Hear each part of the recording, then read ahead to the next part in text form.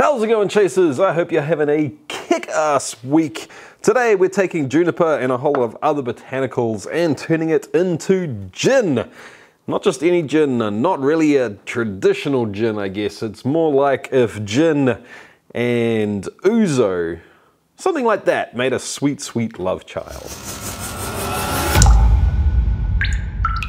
Welcome to Distiller, everyone. I'm Jesse, and this is the channel all about chasing the craft of home distillation and making it a legitimate hobby.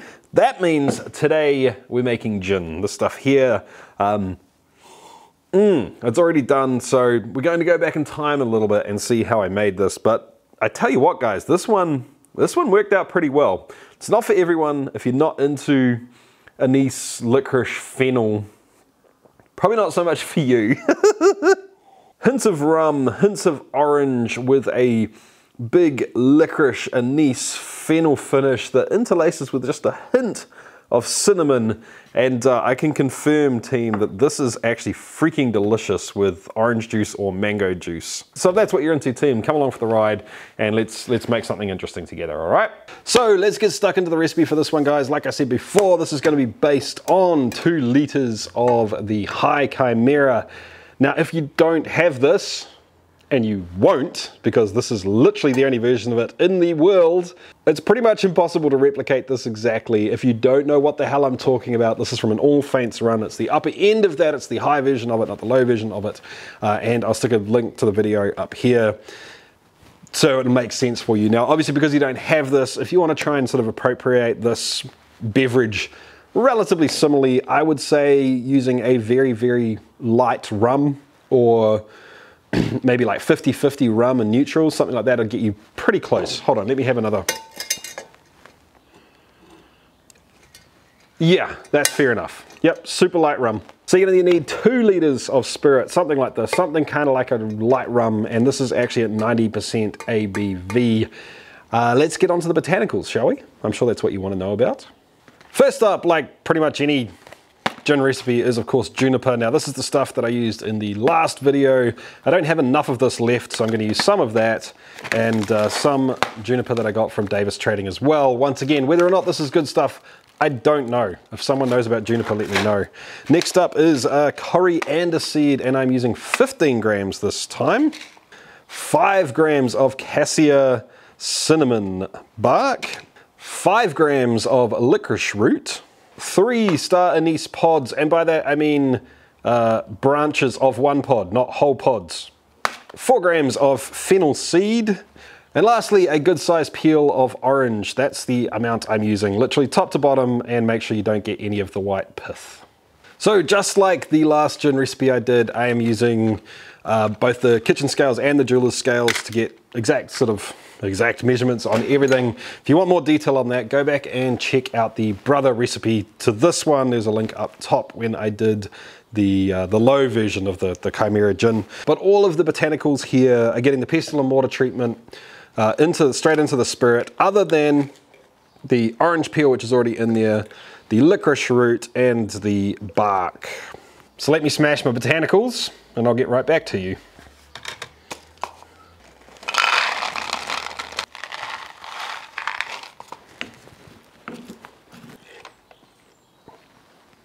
Alright, so we have all of our botanicals in there with not a lot of room to spare, I'll be honest, but that's ready to sit for 24 hours now. We'll come back in 24 hours time and let's run this bad boy on the little mini pot still.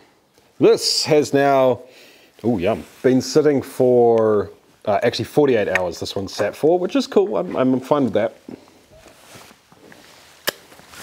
And it is definitely smelling rum-like. So I'm kind of hoping that the rum sweetness and the licorice sweetness can kind of get together and complement each other, is what I was going to say. And from smelling that, that's kind of what's happening. Hold on, let's have another go. Yeah, it's quite interesting. Actually, I think I have more high hopes for this one than I did from the last one. It smells much more balanced at this stage. Anyway, let's get this thing into the boiler. You guys know the drill. We'll need to get it in the boiler, proof it down to under 40%, get the lid on, flour paste, water on, wait for first drips.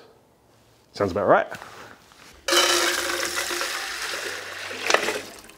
right, team, that is, wait for it.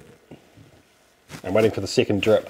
They're just starting to come out, and I've turned the temperature down a little bit, so I don't think it's really running yet, but we are super close.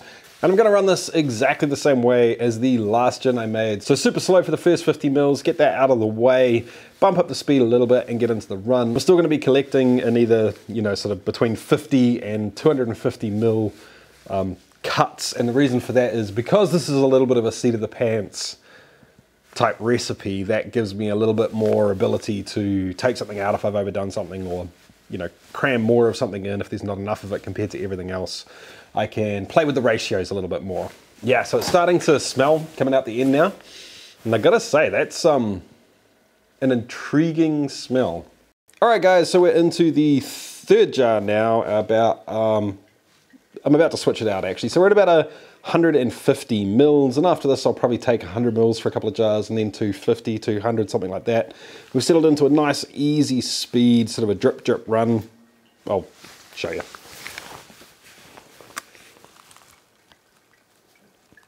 Yep, there we go. So I'm pretty happy with that, and I gotta say, it's tasting pretty freaking good too. I'm looking forward to this one.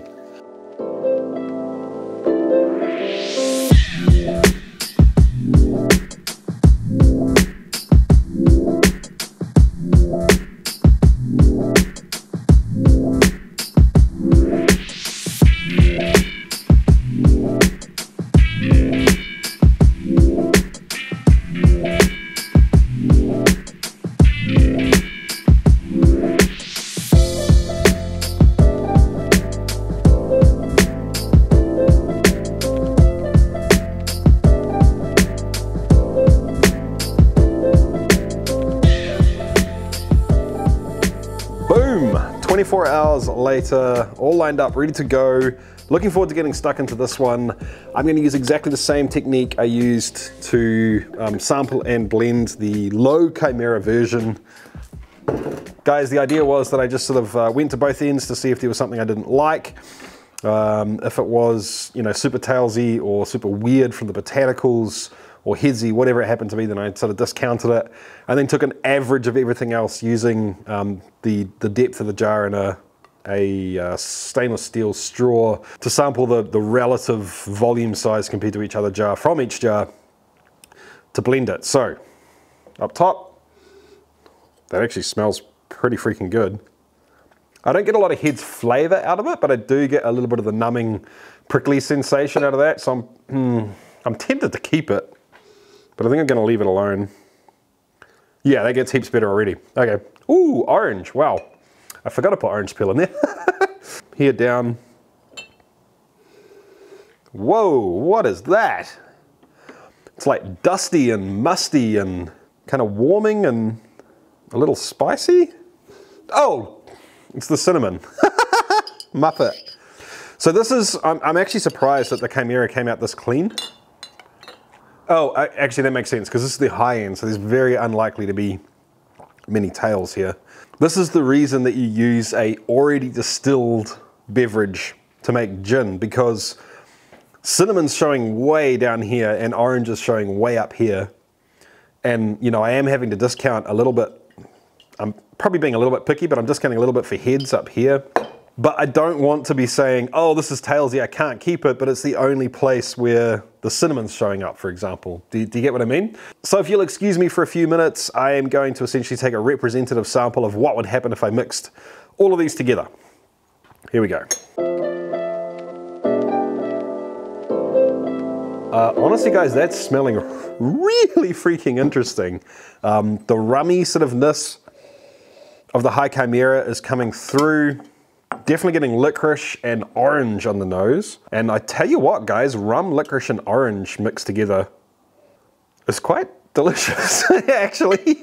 There's not a huge amount of juniper coming through, really. Anyway, let's get it proofed down to roughly 40%.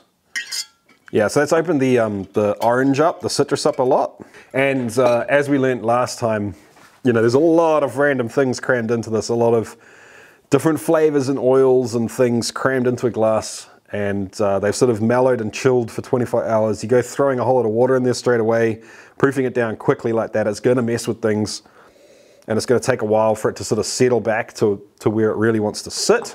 This is so different from the last one, so different from the low Chimera, the earthy spicy one. It's crazy. Oh, wow. It's got a long, sweet, smooth finish, and similar to the other gin, it kind of rolls through different flavors over time. Like, it's not one flavor off into the distance. Right now it's fennel and juniper pine, and then it switches to licorice, and that cool sweetness you get from real licorice roots that, it's weird. I've sort of described it as stevia before, but that is a discredit to the sweetness. It's like how stevia doesn't really taste like sweetness, but it gives the impression of sweetness almost. It's that kind of thing, but not in a horrible way, and kind of like a nice way. And then you get sort of hints of the licorice barky, rooty sort of stuff. A little bit of the cinnamon coming up and down through it as well. I'm glad that the cinnamon isn't overpowering. That's not what I wanted, but I just wanted to give it a bit of a nudge away from just being a licorice star anise fennel bomb. The star anise and the licorice sort of gel together quite nicely. I guess they're pretty similar flavors really, and the fennel as well, which is why I chose the three of them together. But interestingly enough, it's rum and orange peel on the nose, hits your tongue as bright and citrusy, and then sort of goes from there. So all in all, guys, like, honestly, I don't know if I would mess with this at all.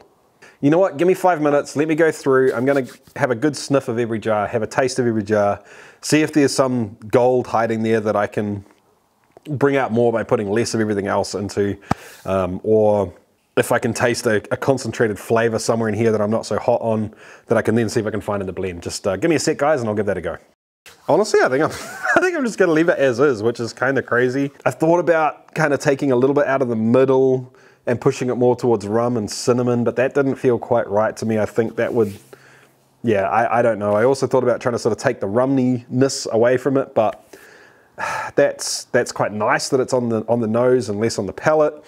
So before we do blend it and proof it down, I am going to guess that it is, this time, I'm going with 67% again, just cause. But before we do that, I need to thank the Patreons. Thank you a bunch, guys. I know I say it in pretty much every video, but I really do mean it. The reason I get to do this stuff is because of you, and there's literally a little piece of everything I've ever made up until I ran that Chimera on the table, and it's fitting to be able to thank you guys in front of this, because it's because of you. So thanks a bunch, guys. Oh, and Patreons, by the way, I'm gonna do a little extra video just for you guys that'll go up on Patreon, tasting the result of this video compared to the low Chimera spicy earthy gin version, just to have them next to each other. Not enough time in this video. But anyway, let's get this all blended together. We can check the proof it down to, I think I'll aim for 45% with this as well, and we can go from there. All mixed together, and it is sitting at 68%. Now, obviously I've got a little more volume out of this one somehow. I'm not gonna be able to proof it down to 45% in this vessel, and the question is, do I go as far as I can go and leave it at that? Half because I'm lazy, but also half because I think I can probably get away with it with this stuff. I'm not even going, normally I'd jump over onto my website, chasethecraft.com, use the dilution calculator, figure out exactly how many mils of water to put into here to hit, you know, well, hit pretty much close to what it's going to be. That's normally how I do it. Today, screw it, let's just fly by the seat of our pants and proof it down that much. Now obviously take all of these readings with a grain of salt, guys. Without going to the effort of temperature correcting or anything like that, it's reading 51%. I like it as it is. This one I think is a much more complete and refined product than the gin I did a couple of weeks ago. But once again, team, I would love for you guys to try something similar. So yeah, if you do give it a go, guys, I would love for you to, you know, come back to this video, drop a comment down below so other people can see your inputs too. Maybe you like it with a little bit more of this, a little bit more less of that. Just remember that it's all personal preference, right, guys? So if you do like it one way or the other, say that, you know, explain that point. So anyway, if you like the video, make sure you give it a thumbs up. If you really like the video and you're not subscribed yet, make sure you do so now. Drop a comment down in the comments below. And I'll catch you next time, guys. Keep on chasing the craft. See ya.